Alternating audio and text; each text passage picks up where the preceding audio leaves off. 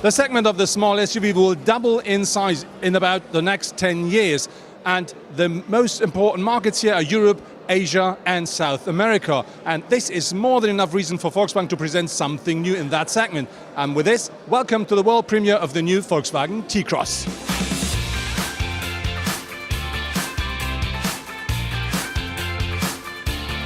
The front of the Volkswagen T-Cross presents itself in the typical new Volkswagen SUV look. And so the T-Cross is about 11 centimeters higher than the current Volkswagen Polo. The narrow headlamps, optionally available in LED technology, frame the wide radiator grille. As with its brother T-Roc, the T-Cross fog lamps are framed by daytime running lights. On the side, the first prominent thing is the line on the vehicle's shoulder. In addition, the wheels, which are up to 18-inch in size, ensure a solid stand. With a length of 4,11 meters, the T-Cross is about 5.4 centimeters longer than the Volkswagen Polo. Although the T-Cross is around 12 centimeters shorter than the T-Roc, its 2.56 meters wheelbase is only 3 centimeters shorter. If you look from behind, you can very well recognize the heavily worked out shoulders. In addition, a reflective band now extends across the rear, connecting the taillights held in LED technology. Welcome to the interior of the new Volkswagen T-Cross, and as you can see, because of the big wheelbase, I really do have more than sufficient space, even though I'm a tall person. And behind me there is still enough space, let's say, for a smaller one, but if at the front seats there are standard persons, I think more than 4 people would sit here very comfortably. The car in here is very modern, very fresh, and one new thing is we do have an active info display, which means a full digital cockpit in the car, optionally of course. We do have an up to 8-inch touchscreen in here, and you can really individualize the car the way you want. Very important with the car is you can change the variability of the rear seats if you want. You can push this forward and backwards with up to 14 centimeters, and that really gives you the space you need either on the boot side or in the passenger seat.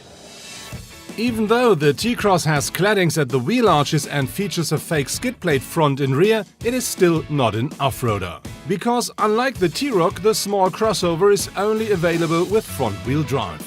The boot size of the new T-Cross is variable. That depends on the position of the rear seat bench. And so the car offers between 385 up to 455 liters with the rear seats up.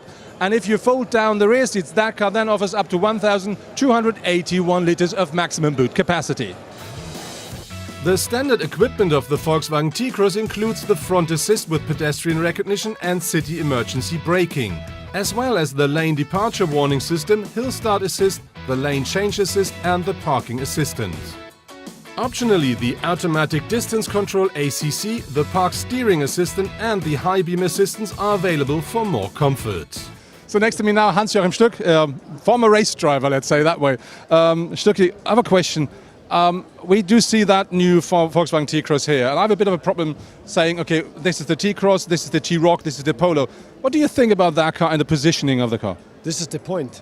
They found another hole to place a car like this, you know. Normally SUV stands for big and wide and long, and this one is really compact, you know, short overhangs. It's a cool car, you know, and I can't wait to drive it, of course. And especially I think this is the beginning of a new era for Volkswagen, because as we heard, so many SUVs are going to be sold in the future, and this compact one really hits the middle.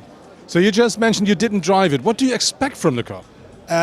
You know, I can't wait to drive it. I think with this sort of pretty long wheelbase compared to the overall length of the car, it should have a great driving ability and good fun to drive.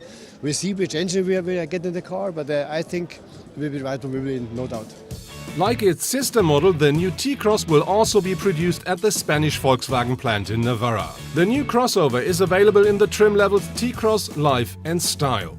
On top there are other design packages and R-Line packages available for Life and Style. The basic version of the T-Cross with a 95 horsepower 3-cylinder petrol engine costs from 17,975 euros onwards in Germany. This makes it about 2,500 euros cheaper than a Volkswagen T-Roc with an equal powertrain. That's from the world premiere of the new Volkswagen T-Cross here from Amsterdam.